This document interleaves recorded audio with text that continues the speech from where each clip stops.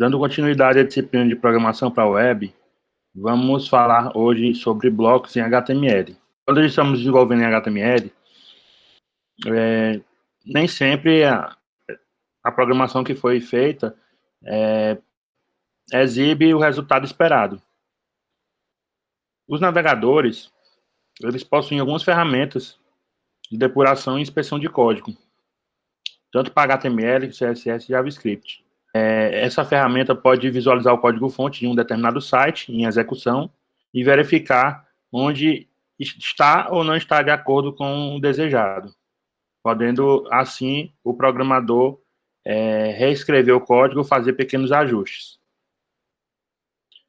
A vantagem dessa ferramenta é a facilidade na detecção de problemas diretamente no navegador, onde você pode ir testando e visualizando os resultados. No navegador Google Chrome, existe uma ferramenta de inspecionar elemento. Ela vai exibir o HTML processado da página no navegador, que é diferente do código-fonte da página. O código-fonte da página é o código estático. E a página processada é quando aquele código é transformado em um estado de execução daquele código. Caso, por exemplo, é mais perceptível isso quando você usa JavaScript, que é uma linguagem que vem embutida no navegador e para você programar juntamente com HTML e CSS, e ela é uma linguagem dinâmica, que ela pode se comportar de diferentes formas durante a navegação e a interação do usuário com a página. Já no código-fonte, ele só tem a implementação, mas não tem a execução dessa implementação. Você pode observar aqui no navegador que para você inspecionar uma determinada página, basta clicar com o botão direito sobre a página web, na opção Inspect ou Inspecionar. O inspecionar elemento, você pode verificar se há modificações na tag, se a tag se modificou com determinadas execuções ou alterações. Você pode também solucionar problemas com CSS, alguns CSS não estão bem formatados, não estão bem descritos, você pode verificar e a partir daí você pode fazer alterações. Você tem a possibilidade também de editar o código, você pode no navegador editar o código que está em execução e verificar o que acontece se você mudar algumas características daquele código. E assim ver se ele se comporta melhor ou pior do que quando estava codificado anteriormente. Existem várias ferramentas embutidas, não só o modo de inspeção. Mas, a princípio, no HTML, a gente vai priorizar essa aba chamada Elements, onde podemos ver o código-fonte dessa página aqui, no caso da página do Google, e podemos selecionar parte dessa página para ser inspecionado diretamente. Se eu quiser inspecionar diretamente essa imagem do Google, você basta selecionar. E aí vai diretamente no bloco aqui onde essa imagem foi desenvolvida. Você pode ver aqui, minimizar e maximizar aqui com essas setinhas para ver detalhes desses códigos. E assim você consegue ver o que está sendo carregado e o que não está. E por que não está sendo carregado. Acessamos o endereço google.com, a página é carregada. Agora, você terá que pegar e ativar a opção de inspecionar elemento. Você pode, aqui na opção visualizar, desenvolvedor, inspecionar elementos, ou você vem diretamente na página, com o botão direito do mouse, e clicar na opção inspecionar. Vai abrir uma janela à direita com o código-fonte responsável por essa página web. Então, se você quer inspecionar um botão, você pode ir sobre ele e clicar a opção inspecionar, que ele vai diretamente no local onde esse botão foi desenvolvido e o código responsável para ele aparecer. E aqui você pode observar que o botão ele está dentro de um bloco de código aqui. Esse bloco de código, que aqui tem um conteúdo de link, tem onde é que ele está referenciando, qual é o endereço que ele está referenciando, e outras características. Se você quer, por exemplo, inspecionar aqui a imagem, clica com o botão direito, ele posiciona diretamente para o local onde essa imagem foi carregada. Aqui mostra quanto a largura e a altura dela, diz que é 500 pixels por 180 pixels, 500 pixels de largura por 180 de altura. Aqui ele dá outras características dessa tag de MG. E aí, assim por diante, você pode ir navegando aqui na página web do código-fonte dessa página, e aí você vai acessando as informações que ele representa toda esse menu do Google, onde fica Gmail, imagens, e você consegue acessar por aqui. Expande aqui o conteúdo, você vê aqui as opções. Consegue ver. Então você consegue ver a estrutura dessa página e assim fazer possíveis correções. Você também pode fazer a questão de exibir todo o código-fonte. Você clica aqui na opção e ele vai abrir uma nova aba com todo o código-fonte, onde você pode copiar esse código-fonte e jogar num bloco no editor de texto e fazer algumas alterações, aproveitar esse código. Também todos os elementos em HTML podem ser separados em dois grupos: as tags do tipo blocos e as tags do tipo linha ou inline.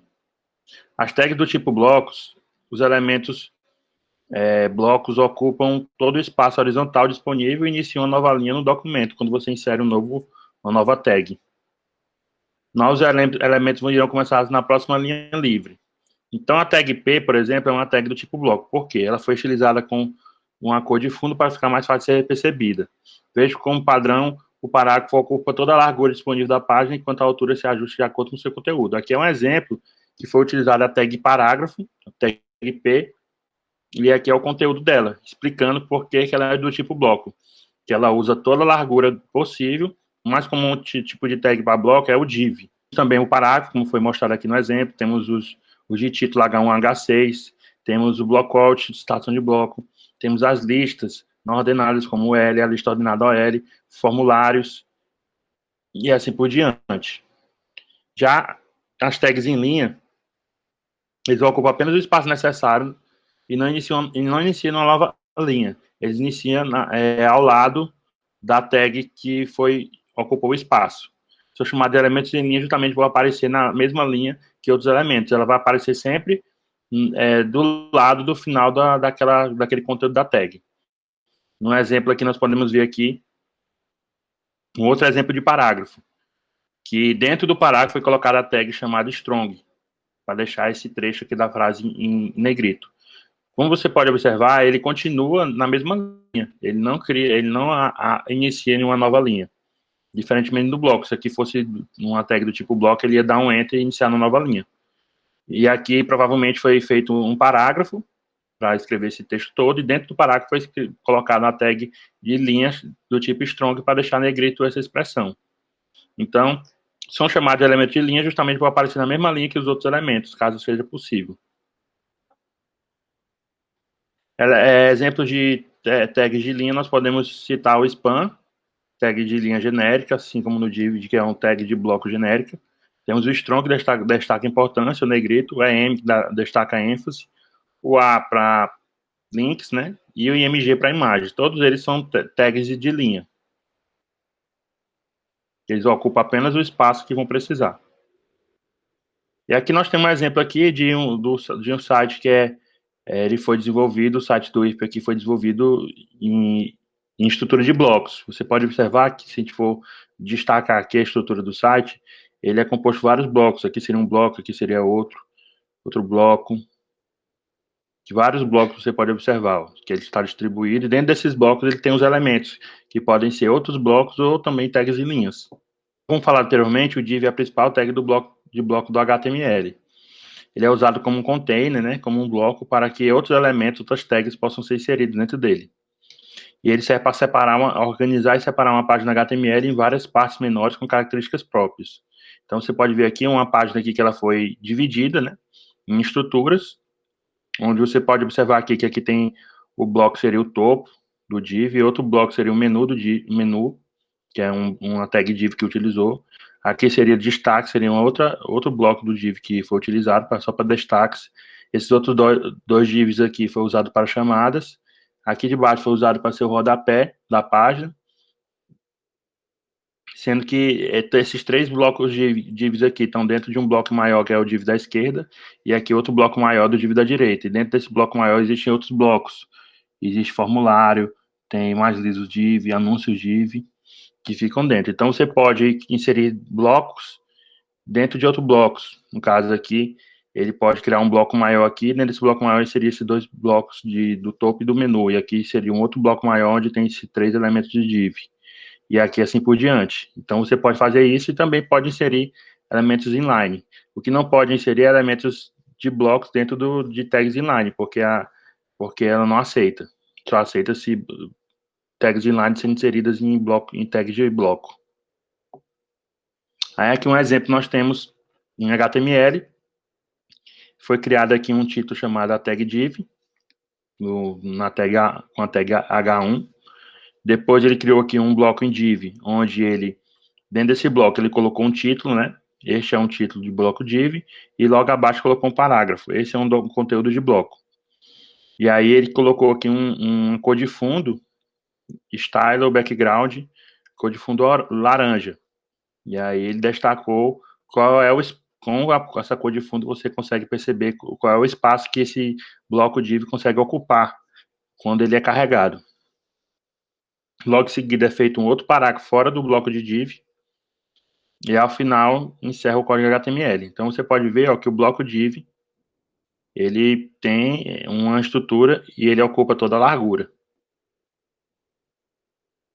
Outro exemplo foi criado um outro bloco usando o div, onde colocou também a cor laranja e a cor do texto colocou branca, e um espaçamento interno de 20px, que é a distância entre a borda do div e os conteúdos que fazem parte, que estão dentro do div, que no caso é H2 e parágrafo.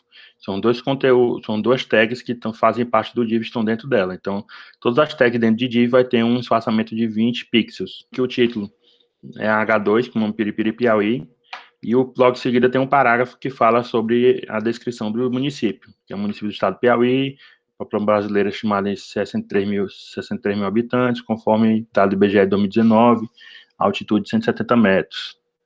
Então, ele fecha aqui, fecha o parágrafo, fecha o div, e aí carrega para ver como é que se comporta, né, no navegador, e aí fica dessa forma. Dessa forma aparece o bloco div com seus conteúdos. Temos também aqui outro exemplo, uma div de fundo cian, é azul piscina, e com texto centralizado, que ele usa a tag no estilo aqui, texto alinhamento do texto centralizado. E aí o parágrafo que tem dentro desse div vai ser primeira div. Fecha o bloco de div e inicia o outro bloco de div, que seria cor de fundo laranja. E aí dentro dessa div vai ter 3 parágrafos, que é segunda div, segunda div, segunda div.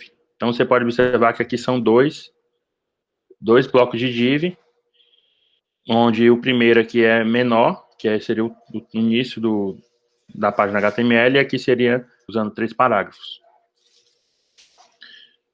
Já o terceiro exemplo, ele colocou para o corpo da página HTML ter uma cor de fundo rosa, que é magenta. E aí, dentro do corpo, ele criou aqui 2 divs. Ele criou o primeiro div para ser um menu, que ele chamou de... que seria um menu aqui de um site, um possível menu de site, onde ele vai ser alinhado os conteúdos desse div para a direita. E aqui tem 4 links. Primeiro link é o home, segundo link contato, terceiro link sobre, e o quarto link mapa do site. E eles estão todos alinhados de forma linear. Por quê? Porque são tags inline, né? Como foi falado anteriormente, eles estão um lado do outro e estão à direita. O div seria toda essa largura aqui, mas eles estão alinhados à direita. Já o próximo div seria o conteúdo desse site, onde teria um background cian, né, caso piscina, aí teria um título H4, e logo em seguida teria um parágrafo. E logo depois teria outro parágrafo, outro título H4, segundo título HTML aqui, e no parágrafo teria um outro texto. E aqui você pode ver que à medida que você vai inserindo, vai configurando, essa estrutura de uma determinada página web vai se formando e ficando mais assim elaborada, à medida que você vai inserindo mais elementos. E aí você vai organizando essas estruturas de acordo com a necessidade e que o desenvolvedor está querendo fazer esse site.